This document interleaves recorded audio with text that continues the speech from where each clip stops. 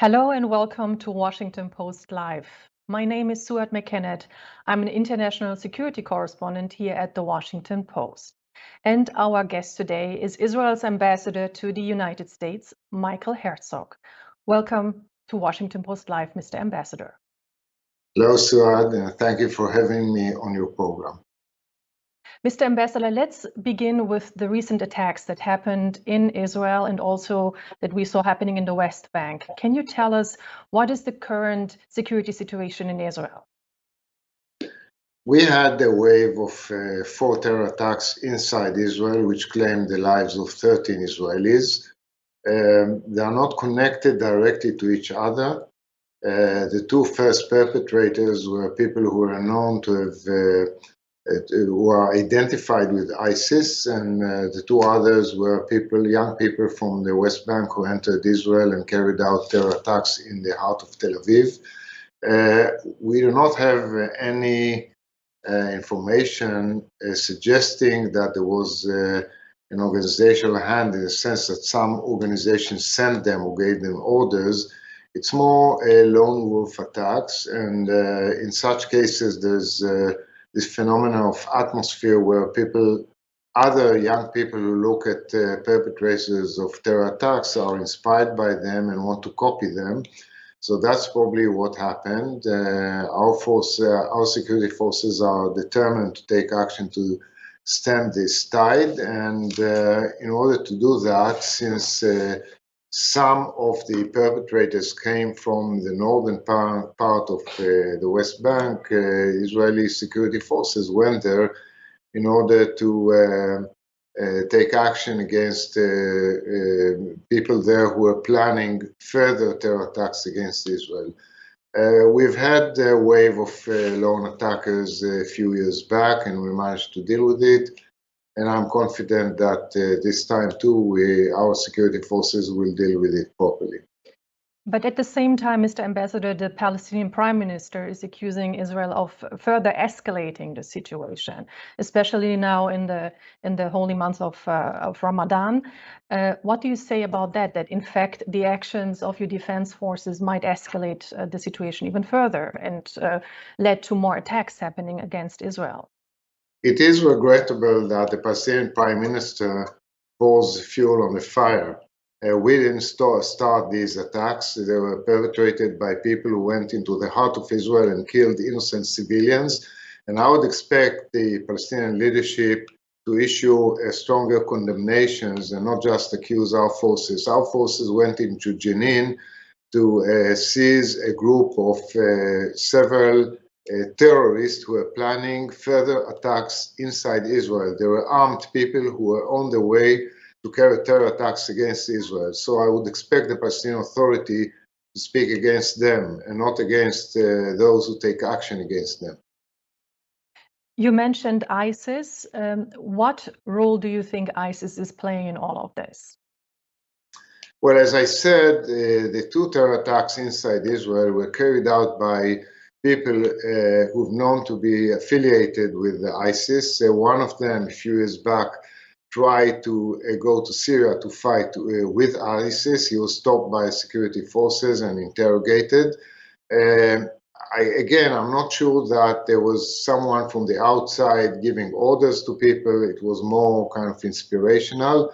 throughout the height of the conflict with ISIS a few years back, only very few people from Israel or from the Palestinian territories went to join them. They had no great impact, but still, they can still, I would say, inspire some people to go out and try and kill civilians. That was the case here, and we should be on the alert. Are you worried, though, that you might see more attacks inspired by ISIS happening in Israel? It could be. I mean, I'm sure that there are more people who could be inspired by them, which is why I think we should go on the alert in terms of security. But I think this is also something that we have to pay attention in terms of educating people. It's not, in this case, if we're talking about Palestinians, it's their leadership that they should pay attention and take action against radicalization of its own society. Ultimately, it's about education, it's about brainwashing, and it's not enough to take preventive or preemptive security measures. We have to think also about the broader picture of counter-radicalization measures that have to be taken. So we did reach out to an ISIS commander over the weekend, Mr. Ambassador, and we asked him about the attack or the attacks that were inspired by ISIS in Israel. And we asked also if there would be further attacks happening. And let me quote what this person said to us. He said, "This was just the beginning and more would follow against," and now I'm quoting, "Jews all over the world." What do you have to say about that? So my experience teaches me that when radical leaders make such statements, we should listen to them very carefully and take them seriously. They usually speak their mind, so I would certainly not ignore it or be indifferent to it. But this kind of statement also exemplifies some of the challenges that we face, in the sense that some of the attacks against Israel are not only against Israel, but against the Jewish state, but also against the Jewish people, as this guy stated to you, which means that some of the attacks on us are also characterized by anti-Semitism, and we should pay attention to them. Mr. Ambassador, one other topic that your country always connects to its security is the Iran nuclear deal. And as we all know, there might be an agreement coming. There might be. We're still waiting. But your country has voiced a lot of cautions and criticism also. I think your prime minister even went as far as to say that this deal would actually lead to more violence in the Middle East. Can you explain why? Yes, so our government was very clear about its concern regarding the possible new deal with Iran. The reason being, we have no illusion about Iranian ambitions, nuclear ambitions, and regional ambitions. We have no illusions about their anti-Western and anti-Israel ideology, and the fact that they've been working to build the tools, including nuclear tools, to realize their ambitions. Now, this new deal, certainly if you compare it to the original deal, in one sense, you get less from Iran because Iranian advances on the nuclear field bring about a situation where breakout time towards military-grade fissile material for a bomb has shortened considerably compared to the original deal, because Iran advanced and manufactures new types of centrifuges that were not at its disposal at the time. And this is a deal for a relatively short period of time because of sunsets that are supposed to kick in the next few years. It's a deal only for a few years. At the same time, the deal rewards Iran with sanctions relief, which is not only nuclear sanctions, but also as pertains to other destabilizing regional activities of Iran, terrorism, subversion, human rights violations, and so on. It will afford tens of billions of dollars to Iranian coffers, and Israel's concerns, by the way, it's not only Israel's concerns, also our neighbors in the region, that some of these funds will find their way to Iranian proxies, and we will feel it. It will destabilize the region. So for all of these reasons, we are very much concerned that this deal will not add stability, but may be counterproductive. Well, Mr. Ambassador, can we make it a bit more concrete? Can you tell us what are the elements that you would like to see in a deal or in an agreement? If I had to single out one element, I would like to see a deal without sunsets, or if at all, sunsets in a very far distance. But to do a deal that affords Iran what it affords only for a relatively short period of time, only a few years, for us, this is concerning.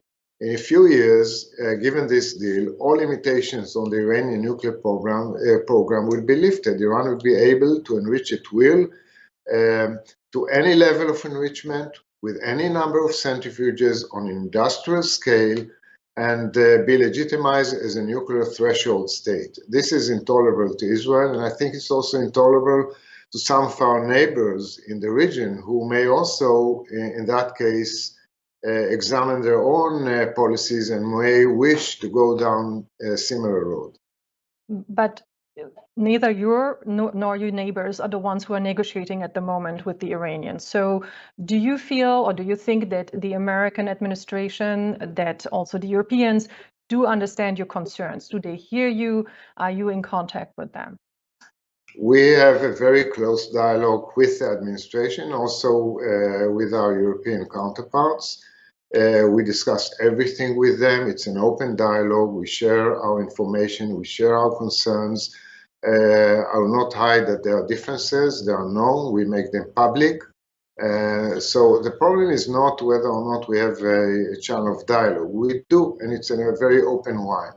But as you correctly noted, we are not at the table, neither Israel nor our Arab partners, but ultimately we live in the region and we bear the consequences.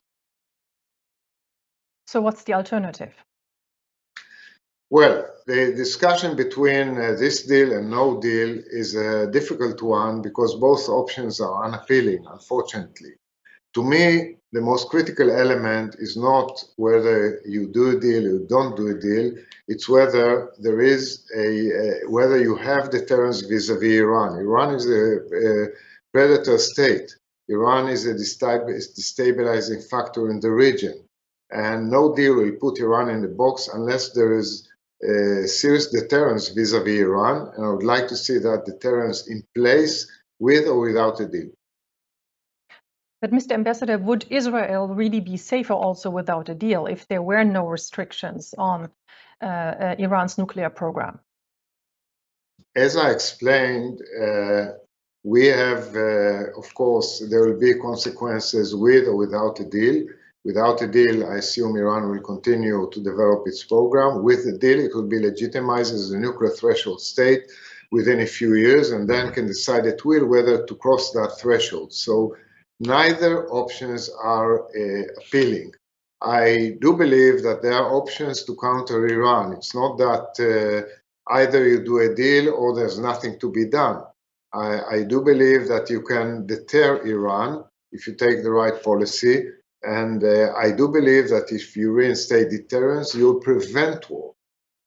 I certainly believe that if you show assertiveness vis-a-vis Iran, as Israel has shown in the last few years in the region, you will deter Iran. Iran, with all due respect, is not an 800-pound gorilla that cannot be deterred. So what would Israel be willing to do then in case there would be a deal that is not, or an agreement which Israel don't think is representing its interests? What would Israel do? Our leadership stated more than once that we are not part of the deal. We are not signed on the deal if there is a deal to be had. And therefore, we maintain our options open. We will build our capabilities to counter Iran. We'll maintain our freedom of action. And we'll decide in due time what action to take. But of course, we are not going to sit idly by or be indifferent to a situation where Iran is legitimized in a nuclear threshold state. Let's move to another topic. There's the ongoing military action of Russia against Ukraine, and there have been several attempts also by your prime minister to mediate between the two different parties. How is that going? Is there still a chance for a diplomatic solution, in your opinion?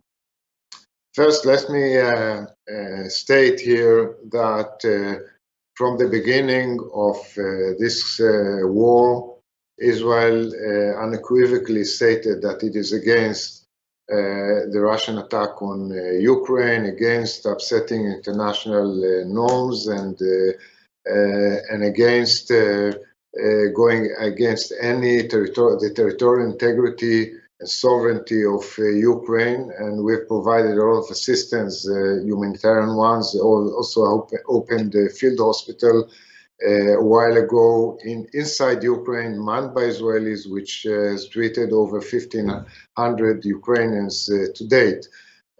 Our prime minister decided at one point to try his hand as mediation. He was asked by some international leaders, especially senior European leaders, who intervene and see if there is a potential diplomatic outcome, which is why he engaged both parties. All his moves were closely coordinated with the US administration, and he talked to Zelensky before and after each and every move that he has taken. My understanding is today this has not produced any breakthrough. At one point, the Ukrainian leadership asked our prime minister to convene a meeting between the parties in Jerusalem. That hasn't happened. Right now, I don't see a diplomatic outcome in the cards in the foreseeable future. So unfortunately, we are in probably for a prolonged war. However, is the prime minister still in touch with Vladimir Putin? My understanding is no. Right now, he is not leading the efforts to mediate. He was active there, he was leading the efforts a few weeks back. I think Turkey is leading some of the efforts, some others. Israel is no longer leading these efforts. Mr. Ambassador, it took Israel, though, a bit longer to condemn the action. So at least this was how the rest of the world felt about it. It was your foreign minister who first condemned the actions of Russia strongly. Why did it take so long for Israel to condemn Russia's actions? I disagree with the premise of your question. It took Israel a day or two, but we condemned unequivocally. We co-sponsored two General Assembly resolutions against the Russian attack, and we voted in favor. We voted in favor of a third General Assembly resolution calling for the expulsion of Russia from the Human Rights Council. We've been very clear, including condemnation of the atrocity of Boca. So I disagree with those who say that Israel hasn't decided about taking sides. That's absolutely not true. We do have some constraints because we have a Russian military neighboring us in Syria, and it's critical for Israel to maintain freedom of action against Iran in Syria and the region, as I explained earlier when you asked me about Iran. So that is something that we have to take into consideration. Much the same as the international community is very careful about enforcing a no-fly zone. Each nation draws its own lines, but it doesn't mean that we haven't taken sides. We have very clearly and have unequivocally taken sides, my government, myself, and all of Israel. Mr. Ambassador, can you explain to our viewers, though, why is Russia so important when you say Russia is in Syria? So can you tell us where is Russia helping you there, Sure. or how is Russia helping you? We have the Russian military deployed in Syria with very advanced air defense systems, S-300 batteries, S-400 batteries, advanced radars, very advanced warplanes. And we have, since we often take action against Iranian military targets in Syria and in the region, it is critical for us to maintain that freedom of action because Iran is our existential problem. And we don't want to be in a situation where we risk that freedom of action and the Russians can disrupt it. So again, that's the constraint we have. But short of that, we do everything we can to help the Ukrainian people.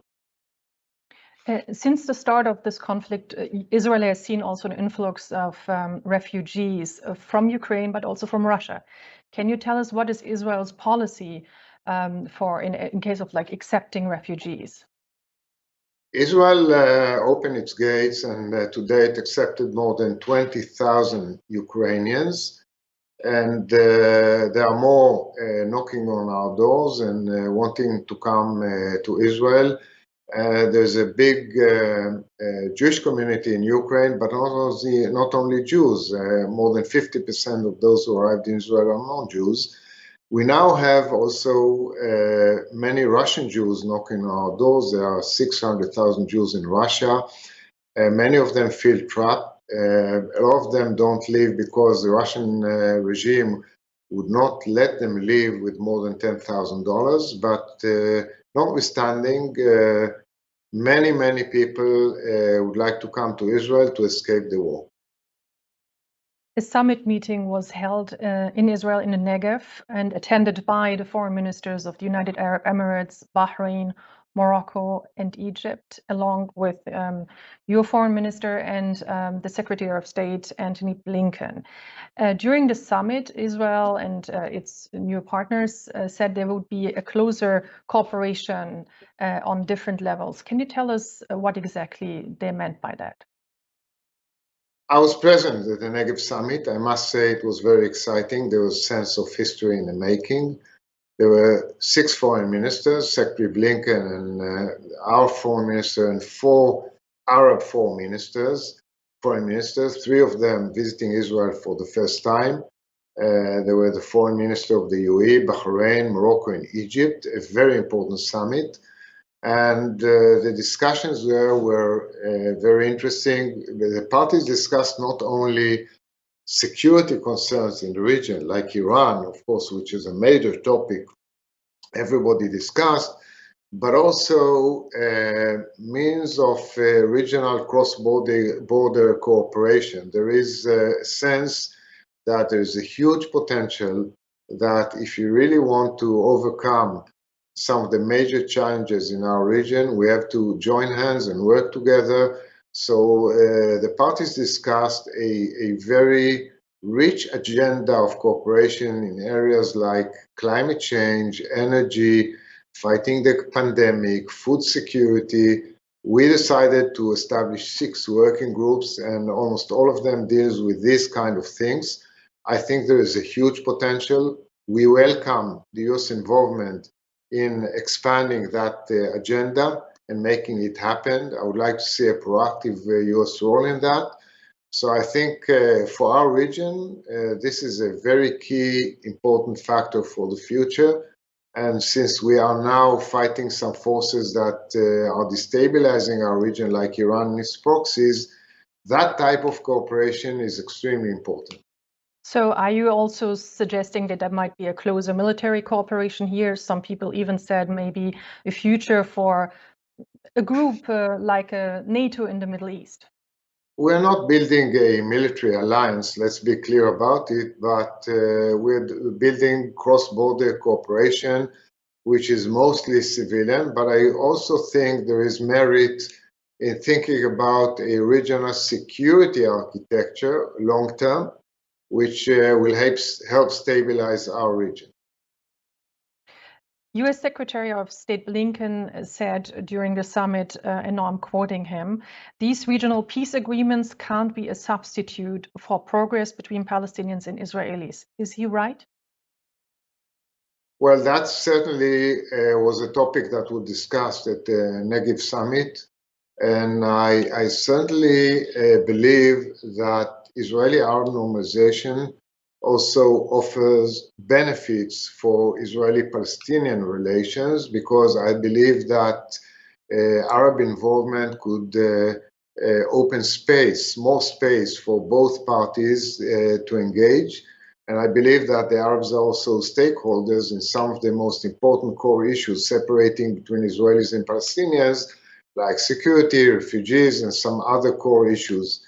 So I do hope we will find a way to operationalize that potential, so that the Abraham Accords also benefit the Israeli-Palestinian context. There's certainly a potential there.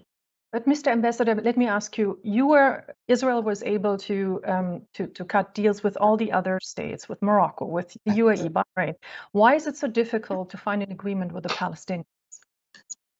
Well, I could give you a lecture a whole day long, because I spent well over 20 years of my life negotiating peace with the Palestinians. I was in all Israeli-Palestinian negotiations beginning in 1993, including Camp David, Taba, Annapolis, with Secretary Kerry, back channels, you name it. It's a very long story. Essentially, we're talking about two national movements with claims to the same piece of territory, with conflicting narratives, and it's extremely difficult to bridge over these gaps. It's not that we haven't tried. We tried for many, many years, and there were all sorts of offers on the table, and we failed not for lack of trying. I think in order to bring about such a deal between Israelis and Palestinians would require a certain set of conditions, including leadership on both sides who can communicate and take decisions, like we had between Israel and Egypt, or between Israel and Jordan, where you have leadership that on both sides that could take such measures. An effective third-party mediation, marginalizing the radicals and the extremists who work against peace. It's a very long story. So again, we failed not for lack of trying. I would say that it's time for fresh thinking about what went wrong, and I do believe that involving some other actors like the Arab could help us. Mr. Ambassador, a brief question and answer, please, because we're running out of time. How is the situation of your government? Will there be new elections? Well, I'm not a political commentator, and I can't tell you whether or not we'll have elections and where. It's no secret. Anybody who reads the headlines know that there is a political crisis in Israel, but the government is still there. Still, it doesn't have a majority in parliament, nor does the opposition have. So it's kind of a limbo, but it's too early to tell where this is going to lead us. And I hope that Israeli politics will stabilize soon. And so when do you think there will be an answer, whether you might have to head into new elections or not? It may take a while. Our parliament is now in recess, so maybe after it reconvenes in May, things will be clearer. But the government is still in place and taking decisions. One thing that you also discussed with US officials here was the increasing anti-Semitism that we have seen in the United States. Are you, what actions is your embassy going to take against that? We're very much concerned about the rise of anti-Semitism in America, not only in America, but we are here in America. And I think that you need a very broad effort encompassing all dimensions of the problem: education, enforcement, security, and many other dimensions. I was heartened to see that Deborah Lipstadt was just confirmed as the administration point person on anti-Semitism. And we, for our part, are certainly going to cooperate with whoever is willing to partner with us to fight this ugly phenomenon. Thank you so much for joining us. Unfortunately, we have to leave it here. We are running out of time. Thanks for joining us here at Washington Post Live, Mr. Ambassador. Thank you very much, Souad, and thank you to all our watchers and listeners. It's been a pleasure. And thank you all for watching us. My name is Souad Mekhennet, and if you would like to know more about our upcoming interviews, please head to WashingtonPostLive.com to register and receive more information about our upcoming programs. Thanks again for watching.